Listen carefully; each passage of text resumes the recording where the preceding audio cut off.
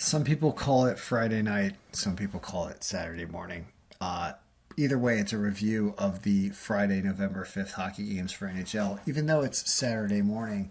Pretty early. You know what's not over yet? This game. This game that I said bet the tie in because everything was almost tied in the projections. It's tied with like 6 minutes left in the game. I'm so confident it's probably going to end in a tie because of the way that everything else went today, which involves the letters WIN. Not one, but win. Win. Nashville wins as an underdog. Anaheim wins almost the exact project score we project. Oh, the exact score we projected happened with Nashville and Vancouver. Oh, Edmonton gets to 5 or 6 goals in overtime, right? Or at the end of the game. I don't know. The Edmonton wins. Winnipeg does the same thing. Oh, disgusting.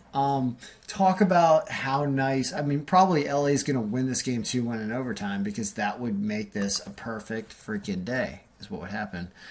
And we flirted with a perfect day a couple days ago. We are flirting with it right now.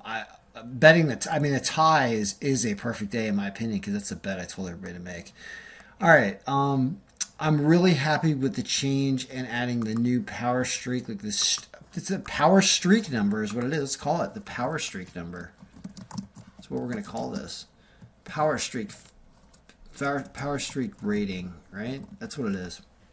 It's your team's power and your streak together, and it changes when I update the scores here because the last 15 days win percentage changes. So understand it gets kind of screwy. So if you save this, right, and then you go back here and you're like, all right, let's change the scores and remove the scores for a second, okay?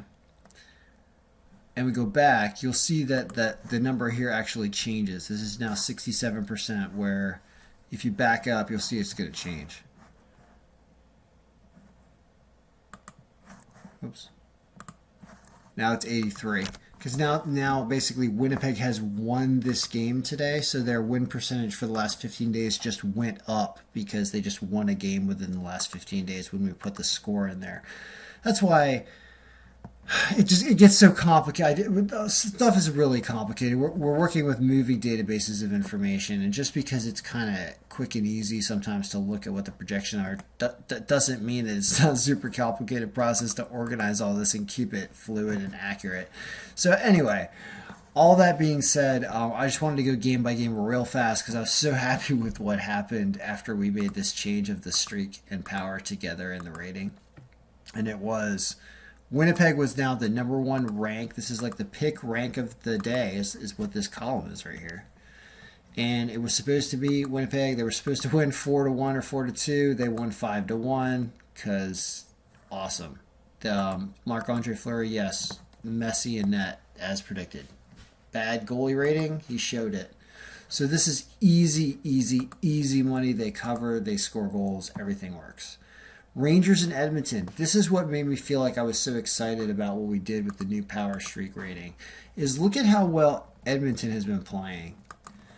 And it was a little less, obviously, before they won this game today. But they got down 4-1 in this game to Georgiev, who's not a good goaltender. And what does he do? He lets a freaking goal from Puljujarvi come down on the right-hand side, and he shoots a 90-mile-an-hour beamer, low glove side, short side, and it gets in on him. You know what? That's bad goaltending. Let me tell you, as a hockey player, if you let in something on the short side coming in fast, he went to go get it with his glove and he missed.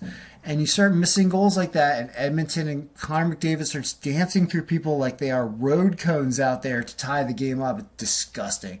I don't understand how you make a goaltender like dive and move completely out of the way of the goal and walk around him and just like tap the puck in.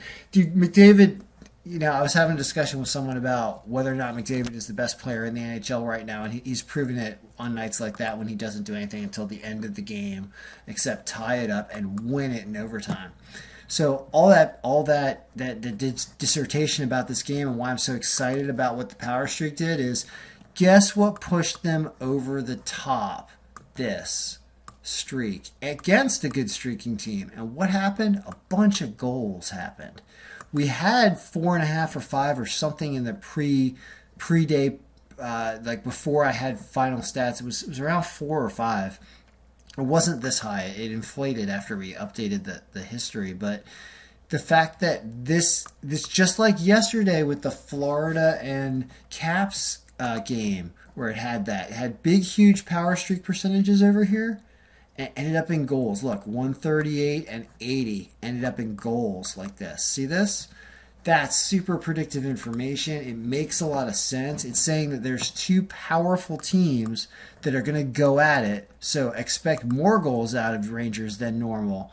And that's exactly what happened. So that's interesting to see, right? Then, if that isn't good enough, right? If that isn't good enough that you hit the over here and you hit Edmonton coming back to win, that isn't good enough. You get freaking an underdog. That the only play where we well, actually, we don't know about this game yet here, but it's really the only play where we disagree with the odds makers, and we said, no, Nashville's going to beat Vancouver here 3-2. And so you know what they do? They beat Vancouver here 3-2. Because why? Because Nashville's streaking better. They were about at 50% right before this win. But the point is Vancouver wasn't. Vancouver was on the downswing, it looks like, from 30 days to 15, whereas Nashville, same or better, and that pushes them over the top because you know why? Their adjusted power was less than Vancouver. That's why I love this. This is why it's awesome.